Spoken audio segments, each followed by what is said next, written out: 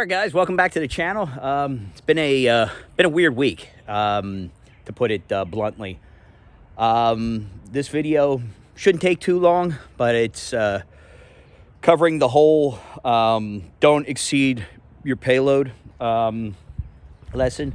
Not that anything really too dramatic happened to the car, but the truck. But I wanted to show you. So I believe the 3-liter GMC crew cab it's like advertises like 1830 pounds of payload.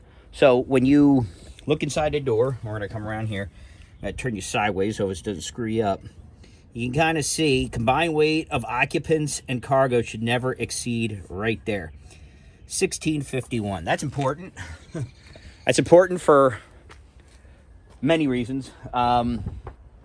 Mostly because it could damage. If you exceed that, not only could it make the car very dangerous to drive, you're definitely going to get a inverted rake like that, the Carolina squat, but you could blow your tires. And I actually found that out the hard way, but kind of stupid.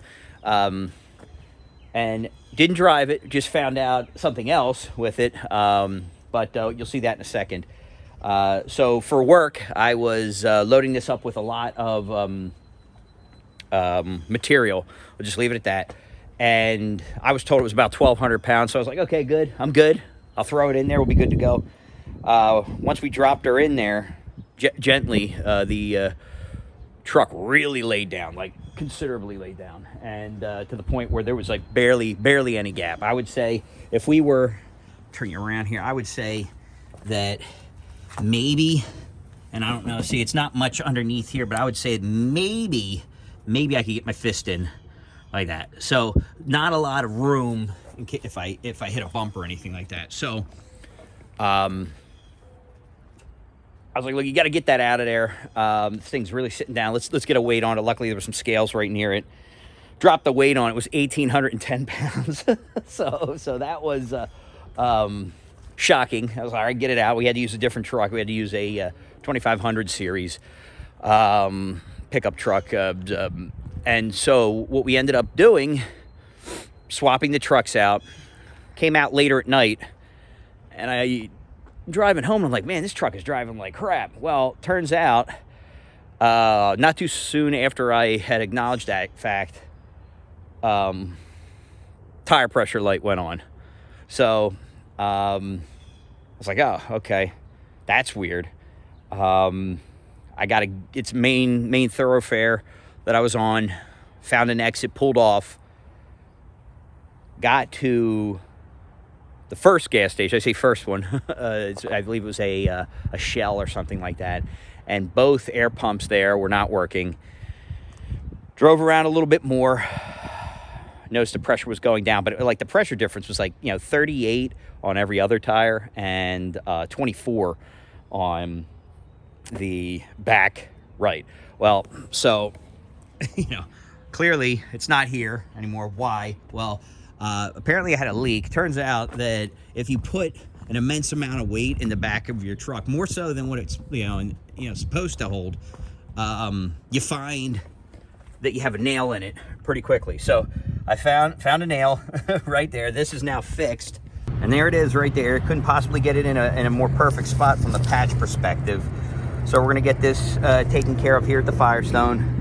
And yeah, this was the culprit all along. So before you go on the interwebs and start telling people that the vehicle sucks, make sure you're not an idiot like I am and picked up a nail.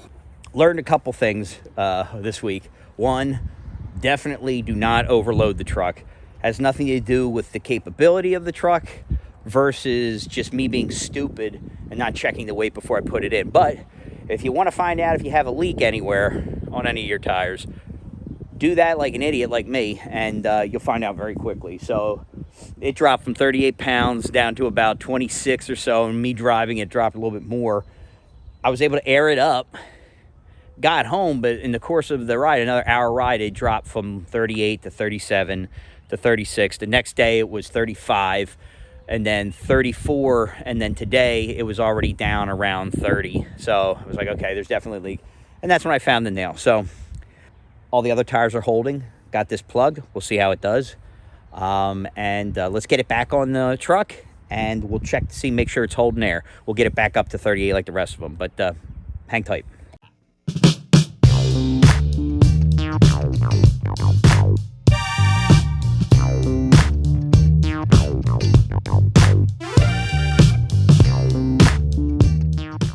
Okay, so this is actually a good thing to check right here. As I was driving down to the Wawa, you can see that it updated, so it's actually at 38, which it felt like it was aired up, and it's not riding weird. So what I'm going to do is bring the rest of them up to 38 to make sure that we're all even, because they're like 35, 34, 35. I'm just going to bring them all up to 38 across the board, and see how the ride quality is. You know, maybe a little stiff, but I'm going to be towing on Sunday coming up for the showdown, or I'm sorry, the icebreaker. So I might as well get the truck ready to go now. And one last thing I got to do. All right, now we're back in business. We're all set up at 38. So let's get the heck out of here. Warm the lug nuts up just a little bit and get down to business. Put a little heat in this thing. It's nice when these things are empty. They're actually great to use because they're quick. They seem to always be working. I say seem to because a lot of times they're not when you absolutely need them. But today I lucked out. Woo! All right, Peppy. All right, let's put some heat in this bad boy. Oh, she feels good. Let's see. That one. See, already dropped to 37. Dang. That's okay. I should have put a little bit more in. I hate that. They'll eventually all do that, but that's okay. It'll heat up. But truck feels good. Rolling along good. I think we're in business. Easy fix, based on my own stupidity. Didn't realize I ran over a nail, so like I said before, a couple quick lessons learned there. Don't overload your bed. You'll find out if you have a leak very quickly. And also, at least in this truck, it is very obvious if you're exceeding your payload rating. So check your door. I was actually kind of surprised that that was so much lower than the advertised 1,830 or whatever the heck it is. So I'm definitely not going to be exceeding the 1,600, nor do I think I would be with like all the passengers and everything. I'm a big dude, but even then, I thought originally that the load that we were putting in there was 1,200 pounds. So I thought I was good with margin, at least another 200, 250 pounds, but I was way over, and I'm glad I didn't drive like that because I could have easily, with the way that this thing was squatting, lose control of the vehicle very, very easily. So even with the 3/4 ton truck that I was able to get a hold of, with that amount of weight, you could feel it pushing into turns and leaning. So I really had to keep it down.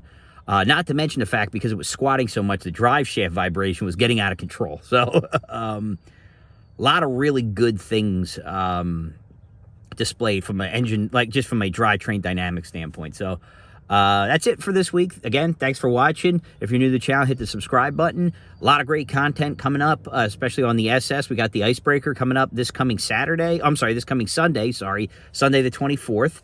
125 per car, me drag radial and slick only.